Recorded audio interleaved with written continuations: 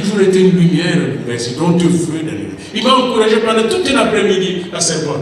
Et quand il est parti, je lui ai dit, mon ami, je veux le faire. À cause de toi, je veux le faire. Ma femme n'était pas encore là, j'étais découragé. Ça demandait trop de boulot à faire. J'ai dit, ah, c'est pas nécessaire, on n'a pas besoin de philosophie. Pour être sauvé, je suis déjà sauvé. Non, c'était l'ennemi qui voulait me décourager. Encourageons-nous les uns les autres. Encouragez-vous. Frappez l'autre qui est là. Donnez-lui un coup de poing de quoi là. Encouragez-nous les uns les autres. C'est ça.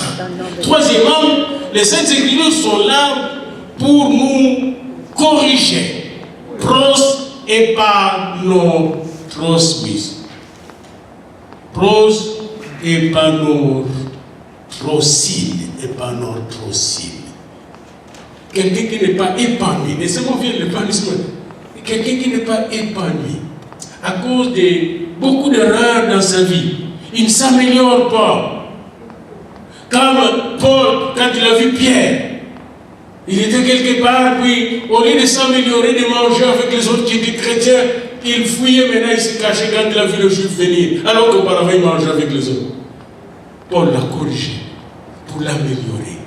On doit se corriger. Savez-vous que si les savants existent, c'est parce qu'ils se corrigent chaque jour.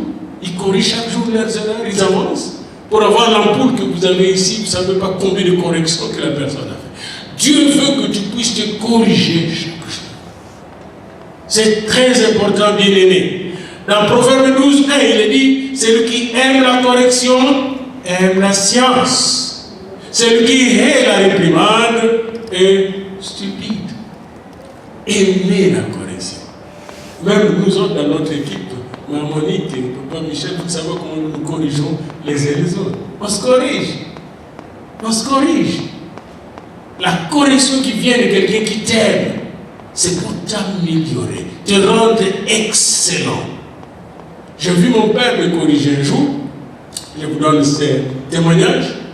Un ami est venu me voir. Puis voyant que ma mère venait de décéder et notre maison était presque en banqueroute, il est venu me voir, puis m'a donné un conseil. Son grand frère venait de payer un grand camion. Il m'a dit, arrête tes études, Daniel, et viens travailler dans le camion, tu seras le gérant du camion. Tu peux arrêter pendant un temps les études, ça va te rapporter quelque chose. Alors, cette fois-là, contrairement à mes habitudes, j'ai dit, attendez, je vais prendre la décision après un jour. Je viendrai vous répondre. Je ne lui ai pas dit que je veux parler à mon père. Et je suis allé parler à mon père qui était déjà veuf, nous étions deux à la maison. J'étais en congé à la maison, parce que j'étudiais à l'internat. Et là, j'ai demandé à mon père, papa, on vient me proposer par mon ami François, qui m'aime beaucoup, de devenir le gérant du camion Majoris, qui vient de payer son grand frère. Je veux gérer tout l'argent, faire les transports et tout ça. Papa m'a regardé et il m'a dit une chose. Et lui qui ne m'a jamais conseillé, même autant de moment, c'est maman qui me conseillait. Cette fois-là, il n'avait pas de choix, mais il était papa et maman. Et là, il m'a dit, Daniel, j'ai dit oui, tu ne m'as jamais dit qu'un jour tu vas faire ce travail. Tu m'as toujours parlé des études. J'ai dit merci, papa. Et lendemain, je suis allé voir mon ami. Je n'ai pas dit mon père m'a empêché de l'or. J'ai dit François, merci pour la proposition, mais je ne peux pas faire ce travail. Tu vas aller danger, souvent les gens vont, ah bon, papa m'a dit. Il va dire, mais tu suis ton papa, il va te manipuler. Non, mon papa m'a dit, mais c'est Dieu qui me parlait. C'est Dieu qui me donnait les conseils.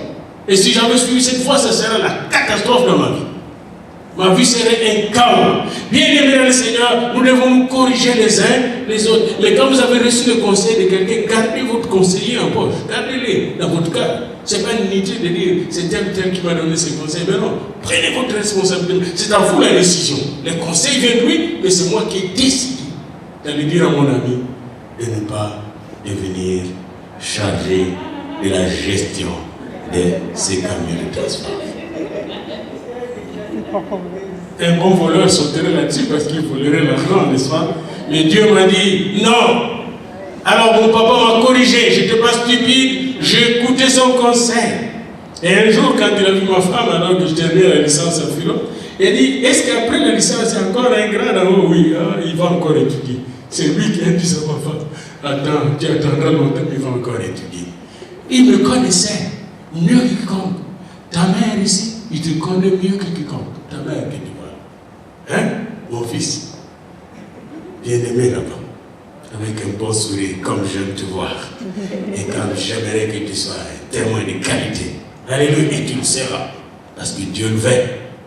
Il le veut. Bien-aimé dans le Seigneur, la parole de Dieu est là pour nous corriger. Troisièmement et quatrièmement, la parole de Dieu n'est pas seulement là pour nous enseigner, pour nous convaincre, nous corriger, mais aussi pour nous éduquer dans la justice.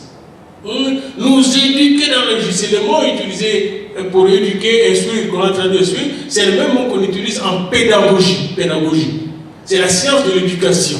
La parole de Dieu est la science de l'éducation qui nous montre la justice de Dieu, la droiture de Dieu, l'intégrité de Dieu. Alléluia. Cette parole est là pour nous éduquer dans la justice. Mais pourquoi la parole de Dieu est-elle là pour nous enseigner, pour nous convaincre, pour nous corriger et nous éduquer dans la justice? Afin que l'homme de Dieu soit accompli, dites accompli, soit accompli, dites accompli avec moi. Qu'est-ce qu'un homme accompli, une femme accomplie?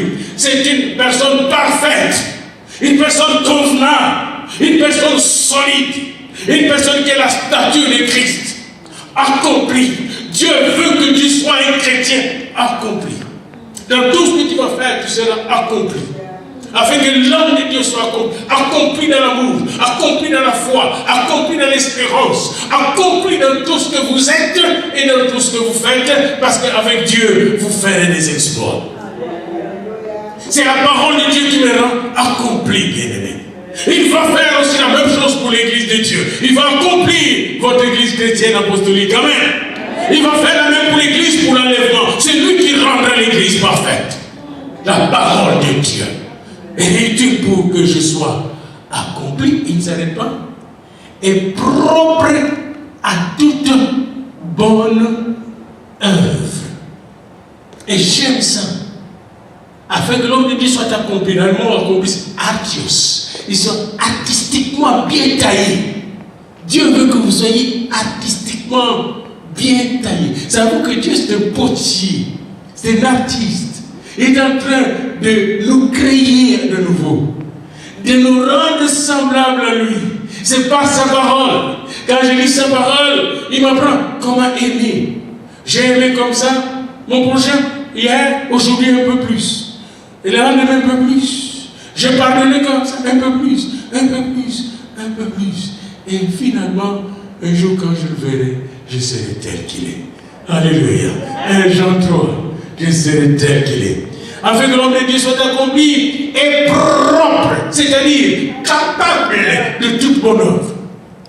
Tu seras capable de toute bonne œuvre, capable de chasser les démons, capable de discerner les esprits, capable de faire de grandes choses que Dieu veut faire, à cause de la parole de Dieu qui est esprit et vie, bien-aimé.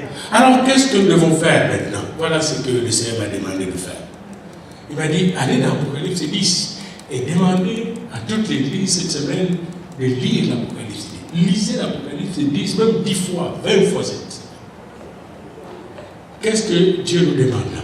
Mangez le petit livre. Mangez le petit livre. Apprenons à manger la parole de Dieu. Amen. Mangez le petit livre. Et quand vous allez manger le petit livre, je vous garantis que vous serez tellement transformés que vous allez prophétiser pour les nations, le peuple du monde. Même ici, nous allons toucher plus de gens dans cette vie quand nous mangeons le petit livre. Comme quelqu'un qui mange une belle nourriture. Vous voyez ce corps qui commence, n'est-ce pas, à devenir. J'ai vu des villages où les gens ne mangeaient pas bien. Tu vois comment le corps se flottissait, le corps devenait moche. Et j'ai vu des lieux où les gens mangeaient la bonne nourriture. Comment ils étaient florissants. La même chose quand vous mangez la parole de Dieu, bien-aimé. Et je terminerai par l'Apocalypse 10, je suis le dernier verset. Et puis nous allons prier, et ça sera la fin. Et regardez, quand l'ange a dit en Jean ce qui suit, et la voix que j'avais entendue du ciel me parlait de nouveau et dit, va prendre le petit livre ouvert dans la main de l'ange qui se tient debout sur la mer et sur la terre. L'ange se tenait debout sur la mer et sur la terre, parce que son Dieu domine la mer Et Dieu vous a donné la mer et la terre. Amen. Il est là. Et j'allais vers l'ange en lui disant de me donner les petits livres. Et il me dit, prends-les, avale-les. Il n'a pas dit lui-les, prends-les, avale-les.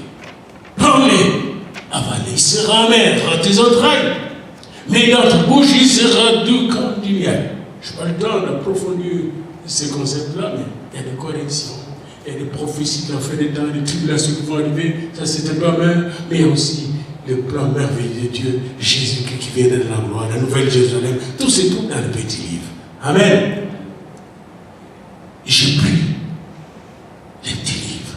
Vous devez vous prendre ce petit livre avec moi, bien-aimé.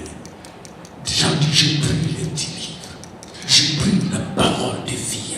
J'ai pris la parole inspirée de Dieu, qui est utile pour convaincre, pour corriger, pour éduquer dans la justice, afin que moi je sois accompli et propre à toute bonne œuvre.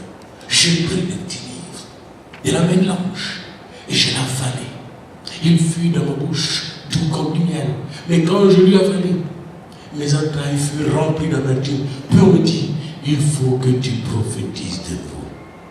Bien-aimé, cette parole m'a été donnée plusieurs années avant de venir au Canada. Il faut que tu prophétises de nouveau sur beaucoup de peuples, des nations, des langues et des rois. Prophétiser, c'est annoncer la parole inspirée de Dieu. Lève-nous pour prier ensemble. Alléluia. Venite adoremus, venite adoremus, venite adoremus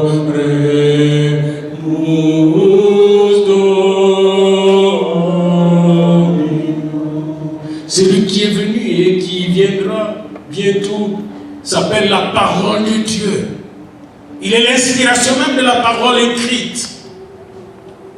Et c'est pourquoi nous chantons encore pour nos cœurs, pour nos vies, dans nos maisons.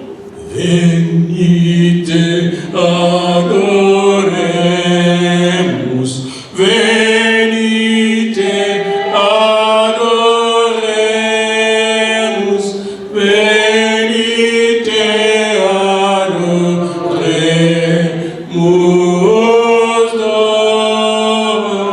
Dominum. Seigneur, viens avec cette parole vivante. Viens sur ma soeur ici présente, mais viens aussi sur ceux qui sont perdus.